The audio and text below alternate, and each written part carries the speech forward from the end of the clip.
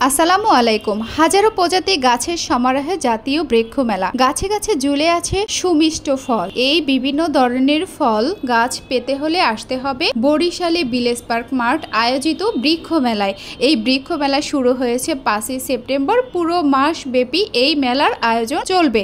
এছাড়াও এখানে রয়েছে বিভিন্ন ধরনের বেজোড় ফুল ফল, নানা ধরনের গাছের সমারোহ। নানা রঙের নানা ধরনের বিভিন্ন জাতের আম ঝুলছে গাছে। আম ছাড়াও দেখা মিলছে কাঁঠাল, লিচু, লটকন, বেলসহ নানা প্রজাতির ফলের। তবে এইসব ফল খেতে হলে ক্রেতাকে কিনতে হবে পুরো গাছ, চাইলে কেনা যাবে ওই প্রজাতি ফলের চারাও। এমন সব ফলজ গাছের পাশাপাশি বনজ ঔষধি বিভিন্ন হাজারো প্রজাতির গাছের সমারোহে গড়ে উঠেছে এই জাতীয় বৃক্ষ মেলা। বৃক্ষ দিয়ে সাজাই দেশ, সমৃদ্ধ করি বাংলাদেশ শীর্ষক প্রতিপাদ্য নিয়ে শুরু হয়েছে এবারে বরিশালের মেলা। এই মেলায় দর্শনার্থীদের এত বেশি ভিড় যে শুধু গাছ দেখে যাচ্ছেন না, কিনে নিয়ে যাচ্ছেন বিভিন্ন প্রজাতির এই সকল ফলের গাছ। আমাকে মুগ্ধ করেছে এই ফলের গাছগুলো। ফলের বিভিন্ন ধরনের গাছ রয়েছে যে গাছগুলো আমরা আগে কম দেখেছি। ফলের গাছের মধ্যে দেখা মিলেছে আম, জাম, কাঁঠাল, লিচু, লটকন, ডুমুর, বেল, খেজুর, কলা, লেবু সহ বিভিন্ন প্রজাতির দেশি ফল আছে। বিভিন্ন প্রজাতির বিদেশি